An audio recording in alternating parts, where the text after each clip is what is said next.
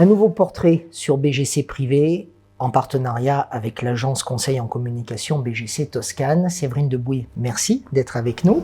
Vous êtes chef d'entreprise, vous êtes né à Vichy, à nouveau installé à Vichy, on va revenir sur votre rapport à cette ville, et vous êtes aussi une ancienne, une toujours, c'est mal dit mais c'est pourtant vrai, championne et sportive de haut niveau, cyclisme féminin.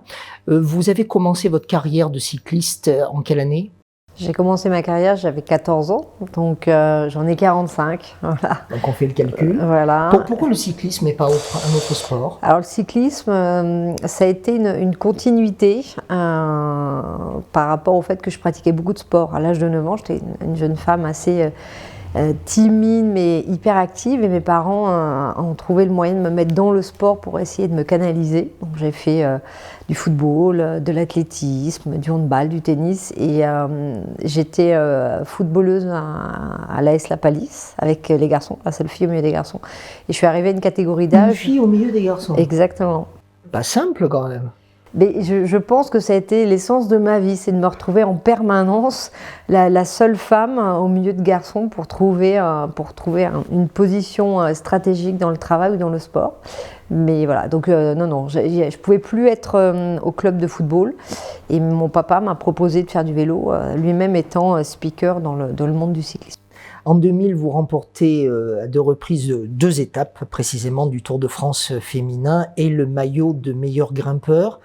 Quelle étape pour le maillot de meilleur grimpeur ? Alors j'ai gagné notamment Vosgiani, voilà, qui était une étape importante parce que c'était le jour de mon anniversaire, et c'était une symbolique vis-à-vis de Pascal Ranucci, l'entraîneur qui m'accompagnait en équipe de France, qui était malheureusement décédé l'hiver précédent, et je m'étais promis, et j'avais promis à ses parents de pouvoir remporter cette étape. Elle me tenait à cœur, et puis d'autant plus elle était stratégique. Qu'est-ce qui se passe dans la tête d'un cycliste, d'une cycliste, lorsque précisément au milieu de l'effort, on est fatigué, on est crevé, et on se dit je veux absolument gagner. Où trouve-t-on, où puise-t-on la force ? Parce qu'à un moment donné, les gens peuvent ne plus suivre.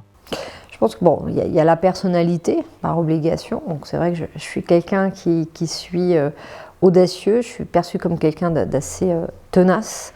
Et quand on prépare un Tour de France, quand on a des gens qui vous font confiance, quand on amène une structure autour de soi, qu'on investit même de son argent propre, on est obligé, on se dit on peut pas, pour ces gens-là, pour tous les efforts qu'on a fait précédemment, on peut pas céder, quoi. C'est comme dans le monde de l'entreprise, on est confronté, on est dans l'obligation de la victoire. Mais c'est la même chose. Pour moi, c'est pour ça que le parallèle et la passerelle entre les deux mondes a été assez facile, parce que je retrouve la même adrénaline, je retrouve la même organisation. Être un athlète, c'est être un chef d'entreprise. On a son directeur financier, son directeur de la communication, son DRH. Dans une équipe de vélo, on a des personnalités avec des compétences qui sont les mêmes. Et l'année 2000 a été une année pour moi extraordinaire, parce que Séverine Debouy n'était que la conséquence d'une équipe et de personnalités qui étaient autour de moi, à savoir sur le plan personnel, par mon kiné, mes médecins, mon entraîneur avec Monsieur Guimard, et mon équipe, Catherine Marsal, Elisabeth Schwan-Brunel, Owen Goutte, et c'est ça, réussir, c'est se donner les moyens d'être bien entouré, partager, ne pas avoir peur quand une personne de votre équipe est en difficulté, de l'écouter, de l'accompagner et de la remettre au centre du jeu. Alors on va revenir sur votre rapport aujourd'hui à l'entrepreneuriat, à ce que vous faites, à ce que vous proposez. Pour clore entre guillemets la partie de notre entretien sur le sport, on ne peut pas ne pas parler de ce grave accident que vous avez eu en 2001, je crois. Ouais. Et puis vous avez décidé quand même de vous remettre en selle. Qu'est-ce qui s'est passé ? Alors 2001, je fais un choix qui était de passer professionnel. J'étais dans les meilleures mondiales. L'équipe Gaz, qui était l'équipe numéro 1 mondiale, me sollicite, et pour moi c'était une consécration. C'était se donner les moyens d'être au summum. Donc j'ai fait peut-être une erreur qui était de ne plus vivre en France, mais c'était aussi dans mon obligation de contrat, je voulais vraiment signer. Donc j'amène ça un peu comme une erreur de jeunesse. Ça aurait été aujourd'hui, j'aurais pas géré les choses pareil. Donc l'année se passe assez bien, pas forcément comme je le souhaitais, mais voilà, le Tour d'Italie se passe bien, je fais 3e, et le Tour de France, pour moi, c'était l'année qui devait marquer ma carrière, vraiment un virage, et la première semaine est compliquée, je suis assez fatiguée, néanmoins je bascule sur la 2e semaine dans le top 10, et cette étape, je dors pas très bien la veille. Je sens que je suis assez fatiguée, j'essaie de contacter mon entraîneur qui était Cyril Guimard, j'arrive pas à le joindre. Et j'avais un mauvais pressentiment, j'avais vraiment besoin d'échanger. Et c'est l'étape la plus longue, c'est l'étape où tout le monde sait que dans les 3 jours qui arrivent, ça va être stratégique. C'est la fatigue qui vous fait chuter? Je pense que c'est la fatigue, c'est pas la peur de gagner, au contraire, parce que j'avais jamais été aussi près de remporter un grand tour. J'avais déjà gagné une Coupe du Monde.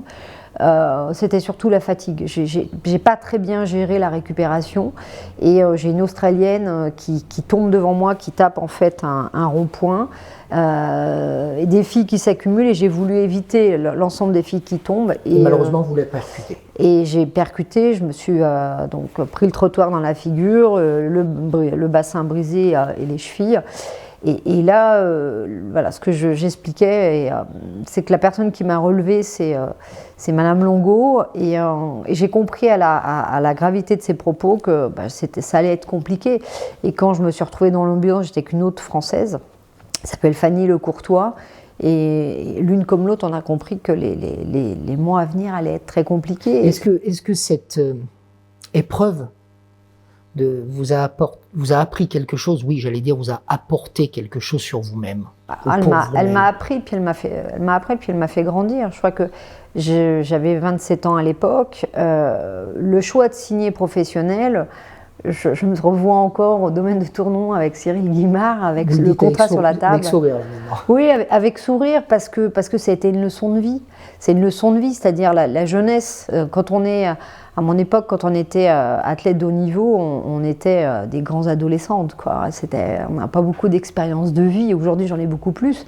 Donc cette épreuve, ça a été une leçon de vie.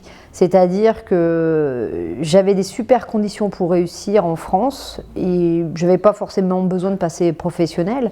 J'ai pas écouté. Voilà, la plus grosse leçon de vie, c'est que j'ai pas écouté mon entraîneur en termes de conditions de travail. Là, c'est le premier point. Et la deuxième, oui, ça m'a servi parce qu'il a fallu que je me batte. Je suis repartie d'une feuille blanche. J'étais en haut de la pyramide. Je me suis retrouvée, j'avais plus rien. C'est la réalité. Je n'avais plus rien, si ce n'est que j'avais quand même gardé mon emploi à Marseille. J'avais pris un congé sans solde, mais le monde s'est effondré pour moi. On va parler justement dans un prochain entretien ensemble, de ce que vous faites aujourd'hui, de ce que vous proposez aux autres pour qu'à leur tour, dans le monde de l'entreprise, ils grandissent. À très vite, Séverine Desbouis. Merci. Seconde partie de notre entretien BGC privé avec Séverine Desbouis, un portrait signé aussi, toujours, pour BGC Toscane, agence conseil en communication.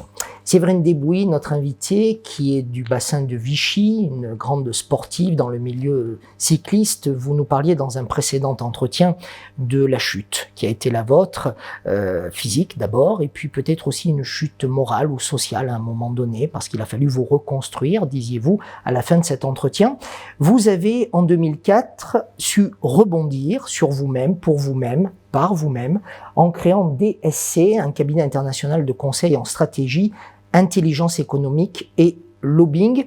Vous avez fait le grand écart. Alors, c'est vrai que vous êtes d'abord issu, avant le monde sportif, d'une formation en école de commerce. Mais vous faites quand même le grand écart, là. Alors, oui, on va considérer que je fais le grand écart dans la mesure où il n'y a pas énormément d'athlètes qui ont décidé sur l'arrêt de leur carrière de monter une société à l'opposé de leur point de départ qui était le sport. Donc effectivement, j'ai fait une école de commerce et après une formation d'intelligence économique. Et pourquoi ce choix? Déjà par rapport à ce que ma personnalité et mon sport ont amené, c'est-à-dire que être athlète de haut niveau et mon profil, j'avais des compétences de leadership, j'avais des compétences en termes d'audace, de structuration, Et dans ma méthodologie de travail, j'étais assez avant-gardiste, c'est-à-dire je prenais des risques sur comment mieux m'entraîner et tester un certain nombre de choses. Et à l'école de commerce, j'ai été formée en stratégie.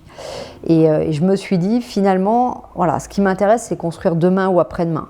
Et accompagner des sociétés à l'international qui souhaitent se développer ou travailler sur le territoire français, mais qui n'ont pas, un, les codes, deux, qui ne maîtrisent pas le marché de la France, et trois, qui peuvent clairement rencontrer des problématiques, que ce soit en termes de monopole d'État, comme j'ai pu connaître sur les paris sportifs en l'occurrence, ou sur des cadres comme Huawei quand ils ont souhaité travailler sur la France. Je vais faire le parallèle entre votre première vie, la vie d'athlète, de sportif de haut niveau, et celle que vous avez aujourd'hui, à travers le titre d'une conférence que vous avez donnée en 2015 à l'IHEDN, Institut des hautes études de la défense nationale. Pourquoi le sportif de haut niveau est un atout pour le monde de l'entreprise? Alors, à l'IHEDN, on a en général 1 heure d'entretien. Là, vous avez 30 secondes pour nous le dire et le résumer. Écoutez, un athlète de haut niveau, il est structuré. Un athlète de haut niveau, il ne retient qu'une chose, c'est la gagne, l'excellence. Donc pour ça, il va devoir s'adapter. Donc il a une capacité d'adaptation, il a l'audace, il sait travailler en équipe et on lui apprend à être patient. Pour gagner du temps, il faut savoir en perdre. C'est des choses que j'ai appris. C'est ce que vous dites aujourd'hui à vos clients, oui, qui veulent justement se développer, qui sont à l'international, enfin se développer à l'international, ou peut-être aussi revenir parfois ici, en France. C'est ce que vous leur dites? Oui, déjà c'est faire un état des lieux, c'est pas se précipiter, c'est déjà comprendre qui ils sont, leur ADN, comment ils travaillent, leurs collaborateurs, comment ils se sont donné les moyens à leur niveau pour atteindre cet objectif. En parallèle de ça, moi, je vais faire ma propre étude pour voir comment ces gens-là sont perçus, comment ils travaillent. Et après, on définit une stratégie ensemble. Voilà, je prends le temps en permanence, avant même de proposer un contrat, de faire ce premier travail. C'est un challenge pour moi, pas pour eux, pour moi. Et après, je dis, voilà, la stratégie, selon moi, elle est celle-là. On définit un objectif final, des objectifs intermédiaires avec un point en permanence avec les équipes. Vous êtes toujours, et on l'a bien compris, dans l'après, au sens où vous ne vous contentez pas de ce qui se passe tout de suite, vous pensez au futur. Parmi ce futur, ou pour ce futur, vous avez, avec d'autres, concouru à cette fameuse application qui, si j'avais un smartphone, mais nous n'en avons pas pour des problèmes techniques là, ni vous ni moi, si on avait un smartphone dans les mains, on ferait ce geste et on demanderait à notre smartphone, à Siri notamment, de nous indiquer quelque chose. Et vous êtes à l'origine de cette application. C'est ça. Il y a 9 ans, j'ai travaillé pour les Américains de la société Nuance. Un jour, je reçois un appel en me disant, Madame Desbouillons, voilà, on a travaillé sur un projet qui est ça s'appelle Siri. Alors c'est encore méconnu, c'est dans le téléphone Apple. Voilà, mais on ne sait pas comment on peut le développer un peu plus, notamment avec la France, qui est un gros marché pour nous, parce qu'après les États-Unis, la France est le deuxième pays en termes d'innovation. Et j'ai dit, écoutez, avec grand plaisir. Donc ça a été 2 ans de travail pour moi, qui ont été passionnants, parce que j'ai réfléchi en termes d'outils, comment on pouvait apporter une plus-value à cette société et à ce produit. Voilà, donc aujourd'hui dans les hôpitaux, on est en pleine opération et les chirurgiens commentent et parlent et Siri participe à l'intervention. On est dans le milieu de la police, pour les assistantes aussi, médicales aussi, pour pouvoir accélérer les choses. Donc, quand vous prenez le train, ou que vous êtes dans une gare parce que vous voyagez beaucoup, ou vous êtes aussi à l'arrêt d'un bus, quelqu'un qui fait ça avec son téléphone, ça vous fait plaisir? Oui, parce que j'ai atteint mon objectif. Donc j'écris demain et je laisserai une trace. Mais quand on est sportif de haut niveau, c'est ça, on porte les couleurs de son pays et l'objectif c'est de marquer l'histoire. Et je le fais d'une autre façon. Comme j'aime à dire, quand j'étais athlète, le sport m'a mis à la lumière. Aujourd'hui, mon job, mon métier, c'est de mettre le client en lumière. Et de mettre aussi le territoire en lumière. Vous aimez Vichy, vous êtes né à Vichy, vous résidez à Vichy, vous revenez régulièrement à Vichy et vous avez décidé aussi d'apporter à votre ville quelque chose et de lui rendre ce qu'elle vous a offert. Aujourd'hui, vous travaillez aussi pour la ville indirectement, mais pour l'attractivité de ce territoire. Alors, j'ai Vichy, donc effectivement, je suis née à Vichy. Je suis partie dans une première brique à 15 ans pour mes études. Je suis revenue à 20 ans. Je suis repartie après pour les écoles, mes études et mon travail. Et il était essentiel pour moi, maintenant que je suis devenue maman, de pouvoir aussi transmettre tout ce que ce territoire m'a permis d'être et d'acquérir, parce que ce que je suis, c'est aussi les valeurs de cette ville, de ce territoire et de cette région. Donc, il y a 3 ans, j'ai été malade et c'est vrai que je suis revenue un peu plus régulièrement parce que pour moi, il était important que mes enfants puissent comprendre ce qui m'avait construit et de revoir aussi très régulièrement ma famille, l'ensemble de ma famille est basé sur le bassin de Vichy-Soie. Aujourd'hui, j'accompagne Vichy Communauté sur une mission sur l'attractivité du territoire dans le cadre des Jeux Olympiques, avec un petit peu sur des sujets UNESCO. Et je suis ravie parce que je ne fais que redonner ce que ce territoire m'a donné, m'a appris. Portrait de Séverine Desbouis, une personnalité du territoire, mais pas que, une personnalité française. Merci.